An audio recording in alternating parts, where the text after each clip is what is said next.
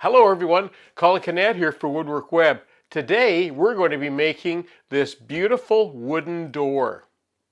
So here's a quick shot of the existing door that our new wooden door is going to be replacing. Okay, well let's get started on this build. What I have here is a reclaimed timber. I think it's about 8 inches by 3 inches. And the first thing that I need to do is take it to the jointer.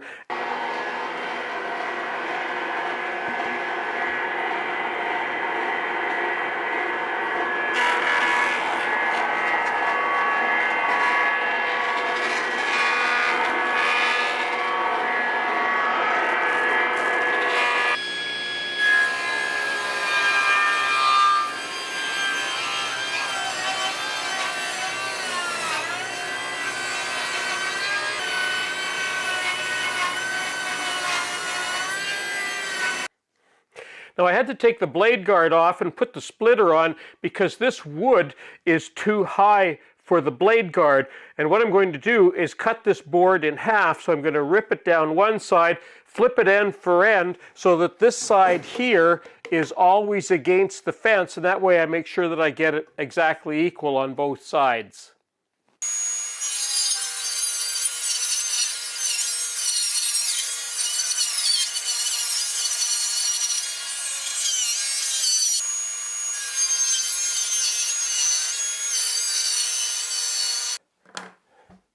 Well, now it's time to stop for a second and take stock of where I am. So I continued to cut out the rails. You watched me doing that on the table saw. I had a bit more material, so I took that and cut the cross members that are going to go in there. So I've cut those as well. And then with the extra material that I had left over, I just cut these thin little strips, and we'll use those in the middle of the door as the panels.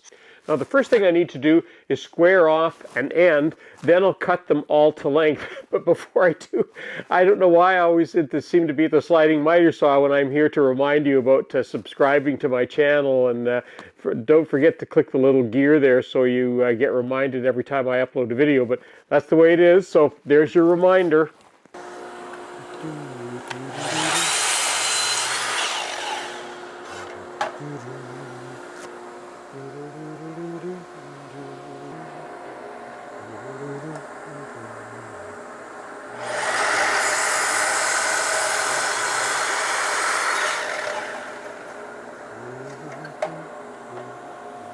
Now before I go any further, what I need to do is to place where these are going to go all the way along here. There's one, that's the middle one, there's the bottom, and the top will be here. And I'm going to use dowels to place these into, and they're going to be just as strong as a mortise and tenon joint, but they take about a tenth of the time to make. And I'm also using some oak dowels, so it's going to be super strong. But I need to make some adjustments. Let me show you what I had to do here. Okay, just to get you in the right space here, this is my stile, and this is my rail. This is the horizontal part. This is going to be the vertical part of the door.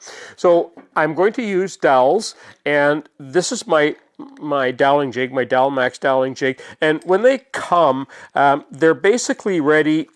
You know, in that configuration, they're ready to do 3/4 inch. They do perfect 3/4 inch, but this is 1.5 inches. So I put a couple of spacers in there, and what that does is it positions the holes over so that now they're going to be right in the middle of the board.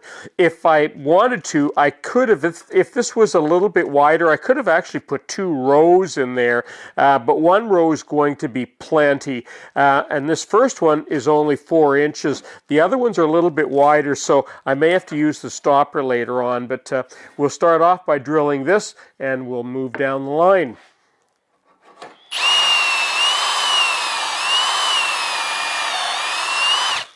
I also had to reset the stopper on my drill bit. So here is roughly where my middle horizontal piece is going to go, and I don't have any reference line here. So what I'm going to do, I just got this stick, I cut it to length, and I'm just going to put my finger on the end here to make sure it lines up with the end of that board.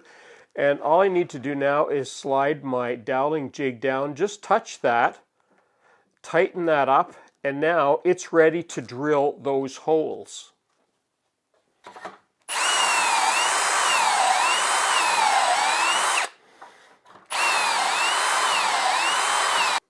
I also have to drill holes in the horizontal pieces to match the vertical pieces, so I'm just going to do that now. Face edge to face edge.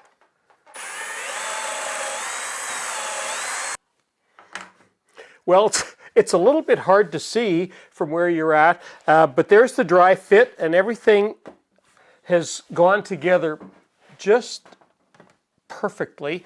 It's always, I love these dowels, everything just lines up so nicely. What I need to do now is to measure, this is going to be my bottom, so what I need to do now is to measure this distance and to compensate for those tongues, because when I cut the boards to go in here, those tongues need to go in here too, and there won't be any glue in anything, so that these panels in here are going to be able to move, to shrink and expand according to the moisture levels. So that's the next thing I need to do. Well, it's time for the next phase, and you can see I've got my stacks here of what's going to be the panels for the door, and you'll notice that if you look closely, there's a little tick on each one, which shows me which is the face side on all of them, just so I don't get them mixed up, because this might not be exactly perfectly in the middle, and if you flip them around, they don't line up properly. So I've got all of these to go through. I'm not going to make you sit through all of them. I'll do one so that you can see, and we always put the tongue on first, and when we go to put the groove in, we'll show you why.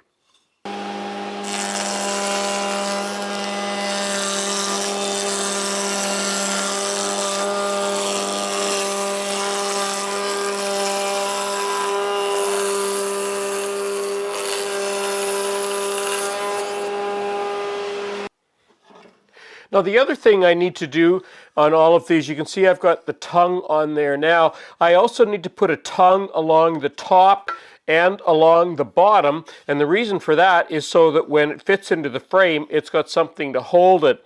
And when we do these, we make sure that we have a backer board so that we don't get tear out, but also so that we keep it from moving around like this. We keep it nice and steady.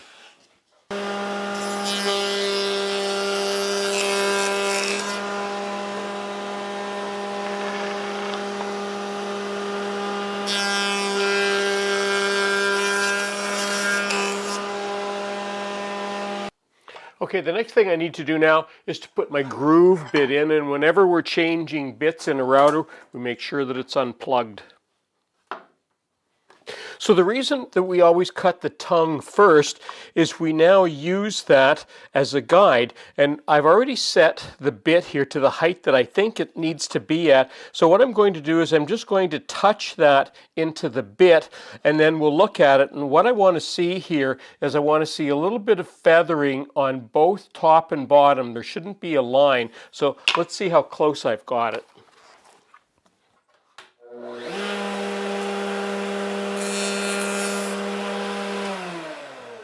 And if you look at that, you can see that there's a little bit of a line at the top, and that means the bit needs to come up.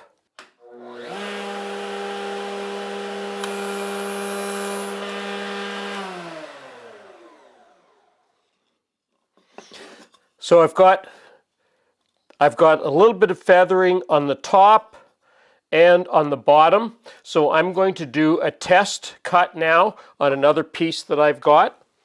There's my feathered piece right there. You can see that.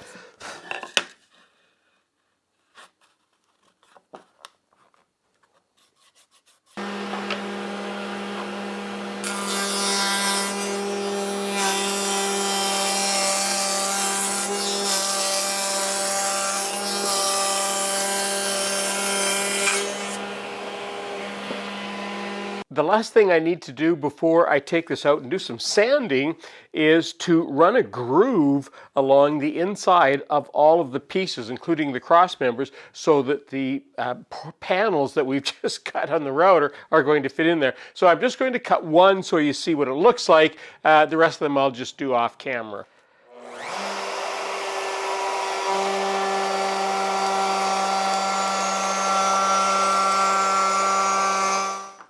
Well, I've done all the sanding and wiped everything down, and I'm going to pre-finish this.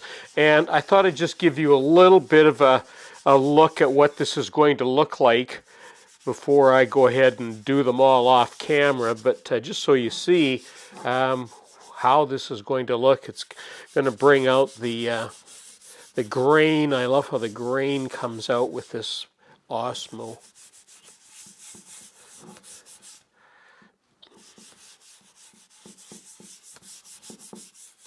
Well, now we've come to the best part, the assembly, and I'm using my assembly jig that I made a few weeks ago. Very handy for this kind of thing. I'm not going to show you everything in the assembly here, but I'll show you snippets of it, and we'll speed it up so that because you'll get an idea of what's going on. You've pretty much seen all of it anyway. So I'm just going to carry on, and I've got the upright here, so we'll get to that right near the end. We'll put that on.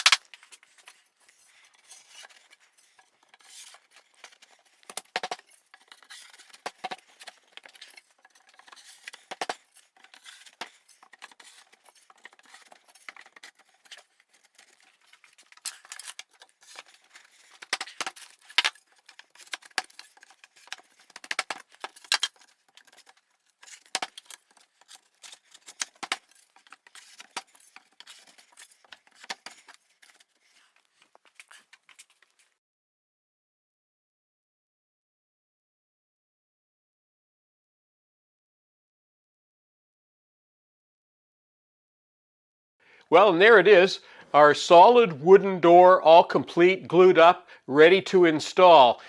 Don't forget, if you haven't already, subscribed to do that, and stay tuned because I got lots more videos coming.